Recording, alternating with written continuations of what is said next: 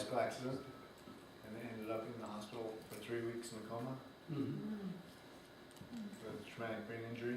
That was a traumatic brain injury. That's an intense experience. I lived at the hospital for a while and I looked at inpatient therapy. You went through a whole rehabilitation process. I had to learn how to swallow water again. I had to learn to speak and walk. Speak and walk. That's a big thing. That's intense. So you were for 3 weeks, or how long in coma, and then you had to relearn everything. And It was debilitating, and I learned it to be sort of an opposite, sort of a negative space that I could use to redefine myself. can you say more? My understanding of my, what's the word? Whatever constraints I was experiencing, physically or mentally, Right. that those things became kind of a clear boundary that defined what I could do it much more clearly. That allowed me to heal and find new ways to do things. In a way, by being forced to confront a boundary of things you couldn't do, it actually helped you to define certain things that you could do in a different way and even better than before. That same information could be taken in a completely different way and could leave you feeling pretty poor about what you're at and hopeless. It's Yes, both. It's the same. It could make you. Same boundary. How would it make you feel hopeless? Because people. Because you can't do what you used to do. Because what you can't use, yeah. And you feel the judgment, not only from you, but from outside people, about what you want to do and what you could do. Yes. And what I understand that I can do. Yes. But it has also the other side. And that's actually very touching to hear that you were able to find a way to discover something. I'm not sure if I should say positive. Oh, please. Or really? Yes. Wow. It's caused all sorts of strife in my life, but I'm very grateful that my head got shaken up. In a way, because How come? Because what we're talking about, the fuel that it's given me The fuel that it gave you to do things. do things. Do you have an example of something that you?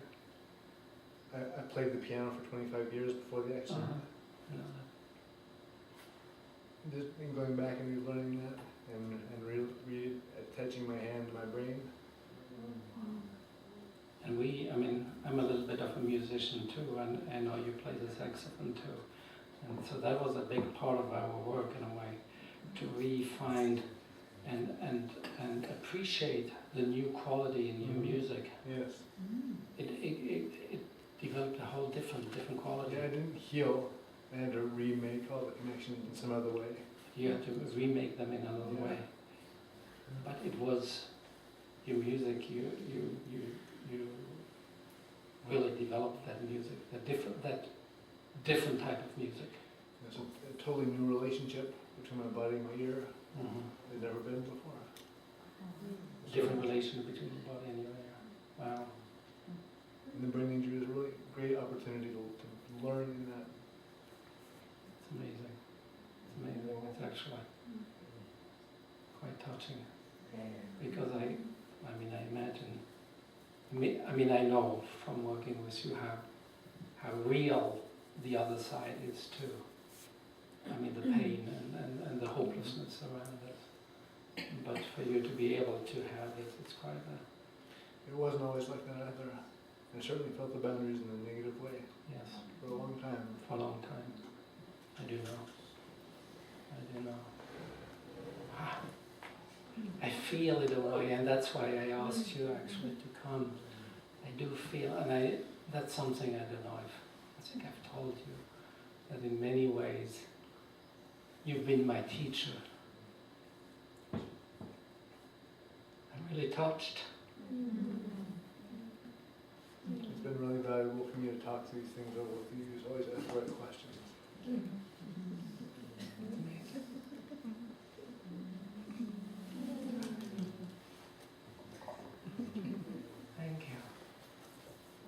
don't know if you remember, there's two things that really struck me with working with you. There's two that you have. I don't know if you remember, we worked a little bit on your childhood memory. Okay. And I don't know if your childhood memory was of, I don't know if that's true still, but when we worked, it was of, you grew up in Alaska, and you, as a child, rolling down the tundra in Alaska and doing somersault, and being ecstatic about going down and not hitting any rocks. Do you remember that? Is that still? And I was so amazed about this kind of the symmetry of that experience was actually your injury, because your injury was also one of, you didn't hit. It was a whiplash type of injury with a shearing of the thing. So it somehow there was a mirror image. Yeah. So it's kind of a dangerous ride that you really can't get hurt on. Right. Although I suppose I could have gotten hurt on my accident, but I didn't hurt my body at all, just brain injury. Right. That's amazing. And then the other memory I have from the work is what you shared with me, that you loved going up onto the roof and watching over, I don't know, watching over just in the space and looking from the top of the roof.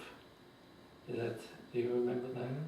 And how I know that one time that was very meaningful for you to be reconnected with that spaciousness of looking into from above.